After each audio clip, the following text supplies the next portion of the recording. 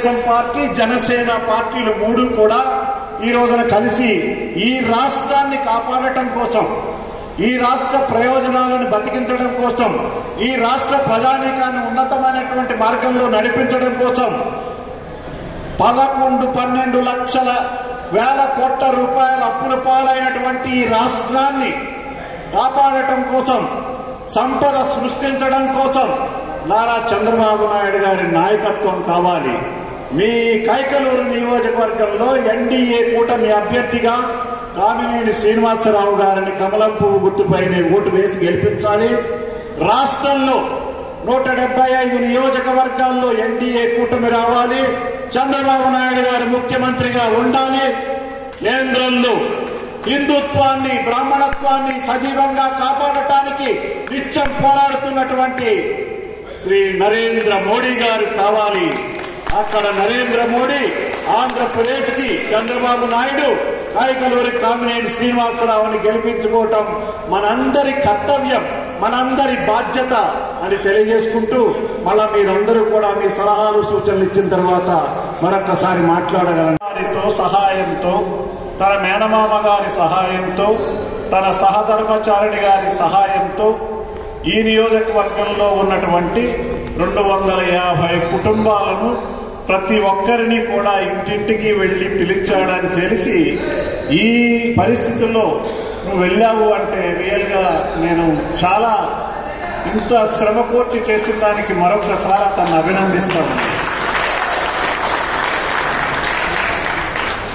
అలాగే ఆయన కోరిక మేరకు ఇక్కడికి వచ్చిన వాళ్ళందరికీ కూడా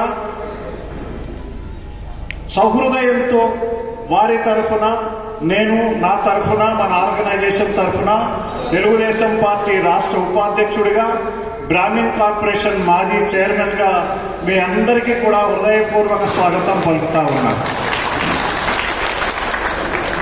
రాని వాళ్ళకి, వద్దామనుకున్న వాళ్ళకి, మధ్యలో ఉన్నటువంటి వాళ్ళకు కూడా మీరు ఎవరికీ భయపడవలసినటువంటి అవసరం లేదు. ఎన్నికల కోడ్ వచ్చింది. ఇప్పుడున్నటువంటి గవర్నమెంట్ 45 రోజుల్లో పలాయనం చేయబోతోంది. ఈ గవర్నమెంట్ వాళ్ళు ఇచ్చే పెన్షన్స్ అవన్నీ కూడా చాలా మందికి ఇవ్వకపోతే, నిన్న మా ప్రభుత్వంలో ఏం చేశాము, రేపు 10వ తారీఖు దాకా పెన్షన్లను పెంచుకుంటూ పోతున్న ఈ ప్రభుత్వాన్ని నిలదీసినటువంటి శక్తి కూడా ఆనాటి మా ప్రభుత్వానికి ఉంది, మా నాయకుడు నారా చంద్రబాబు నాయుడు గారికి ఉందని తెలియజేస్తూ, ఎవరైనా సరే పెన్షన్లు ఆపేస్తానన్నా, ఇంకోటి ఆపేస్తానన్నా వాళ్ళ పప్పులేవి ఉడకవు. మీకు వచ్చే పథకాలన్నీ ఈ రోజు నుంచి, నిన్న చంద్రబాబు నాయుడు గారు చెప్పారు, వాళ్ళు ఏమి ఇవ్వకపోయినా ఏప్రిల్ 1వ తారీఖు నుంచి ఆపేసిన పథకాలన్నిటికీ ఐపీఎస్ చదువుకోవటానికి, ఐఎఫ్ఎస్ చదువుకోవటానికి కార్యక్రమానికి మరి వేదిక మీద ఉన్నటువంటి చిరంజీవి ప్రవీణ్ గారు, పెద్దలు గౌరవనీయులు రామకృష్ణ గారు, అలాగే మిత్రుడు భీమవరం నుంచి వచ్చినటువంటి సోషల్ మీడియా ఇన్ఛార్జి పార్టీలో, తెలుగుదేశం పార్టీలో గున్నేశ్వరరావు గారు, పెద్ద సత్యనారాయణాచార్య గారు తెలియజేస్తా ఉన్నా.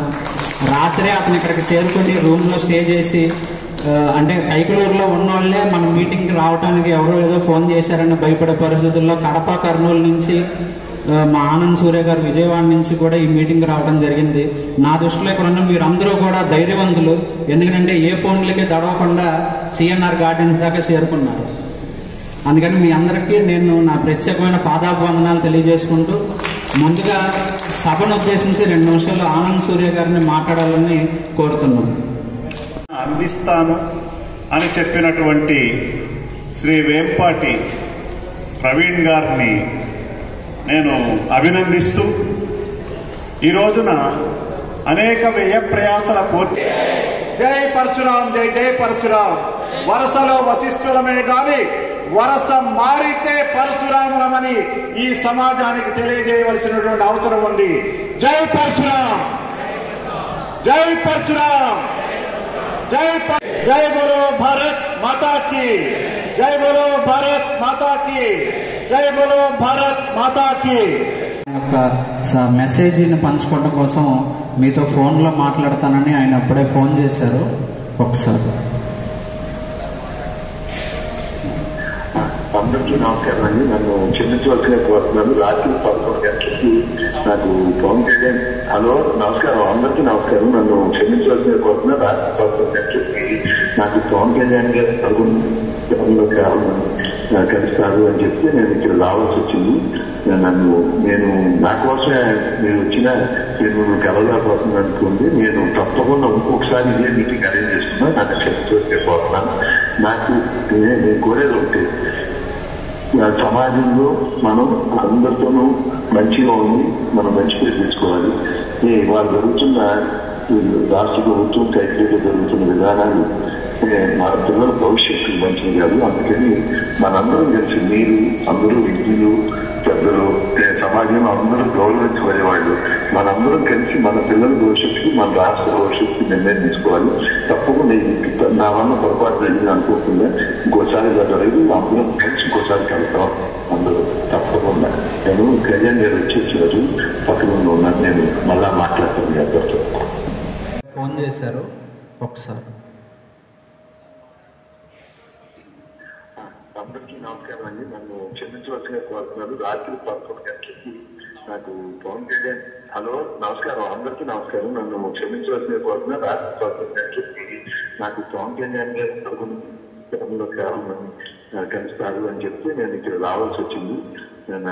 నేను నా కోసమే మీరు వచ్చినా నేను మిమ్మల్ని కలవలేకపోతుంది అనుకోండి. నేను తప్పకుండా ఇంకొకసారి ఇదే మీటింగ్ అరేంజ్ చేస్తున్నా. నన్ను క్షమించవలసిన కోరుతున్నాను.